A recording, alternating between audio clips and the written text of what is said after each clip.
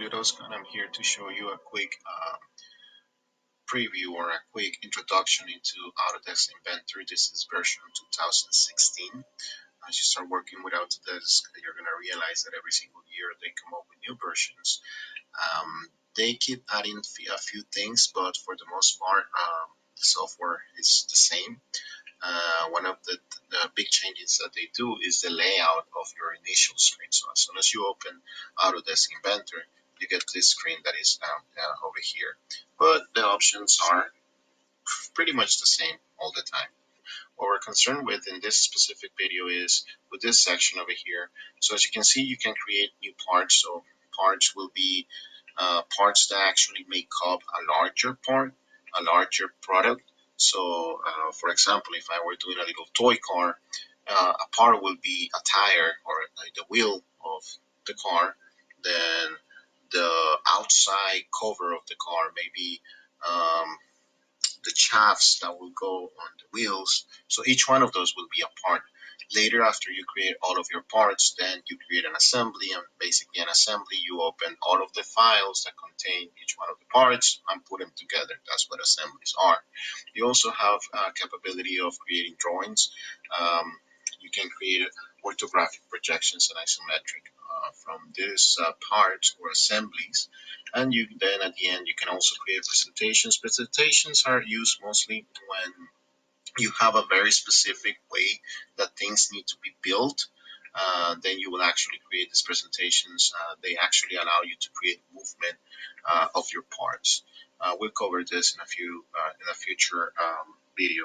For now, since this is just an introduction into the program itself, I'm just going to randomly open any new part. So I actually created a part before this one right here.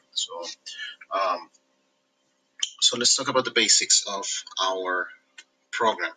So this is our workspace right now. On the top left, you have what is called the application menu. It contains the most common commands that we use. If we look to the right, we have this section right here on the top. It is called the quick access toolbar. It actually provides a quick access to the most frequently used commands for Inventor.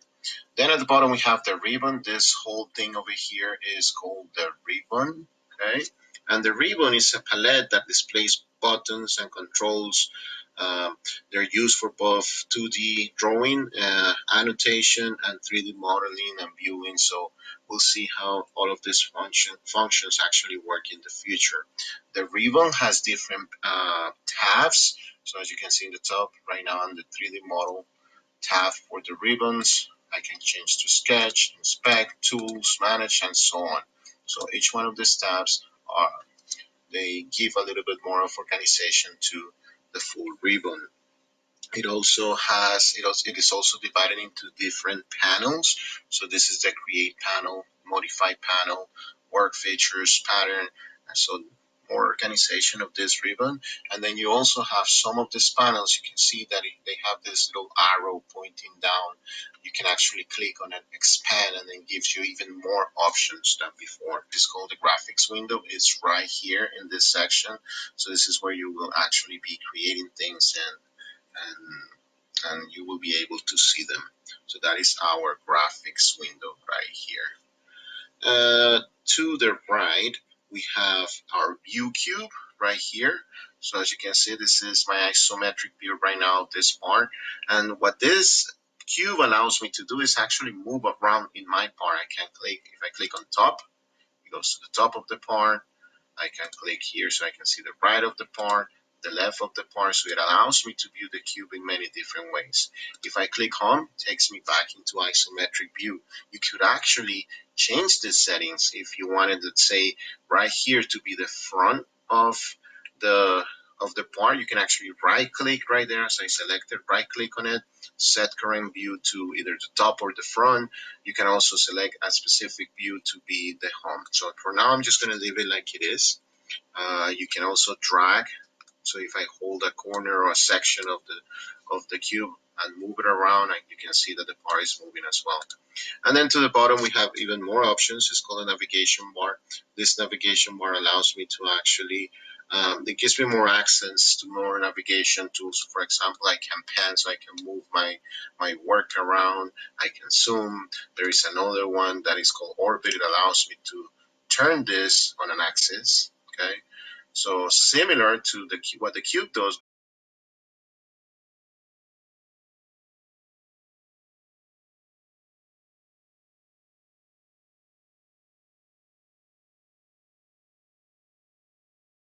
Also, to the left, right here, we have what is called a browser. The browser, what it does is that it maintains a history of what you're doing, the history of the part or the assembly, and of the creations of your drawing. So we're going to see how this works in the near future.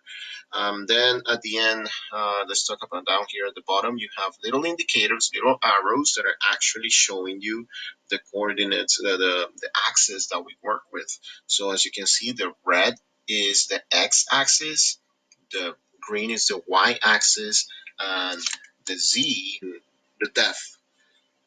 Then let's talk about the mouse. So as you can see, there are many different ways to move things around, move your shape around with the cube, with the pan feature. And you're going to see that as you start working and get more comfortable working with Inventor, you can actually, most of the functions can be accessed through just the mouse. So let me show you some of the features from the mouse. So here we have a regular mouse with a scroll button in the center. So here we can use the left button. The left button allows us to select icons, menus, and graphics. So if I go back, I click, for example, in Tools, it allows me to select that section. Here on the left, select from the history, you can select different sections of your part. So you can actually select many different things with your left button. So used mainly for selection. The right button actually brings you options, accepts a default option, and you're going to see in the future what I mean by accepting a default option. And it also allows to end the process. So for example, if I'm creating a new drawing, the right mouse will be used to end the process of creating that sketch or that drawing.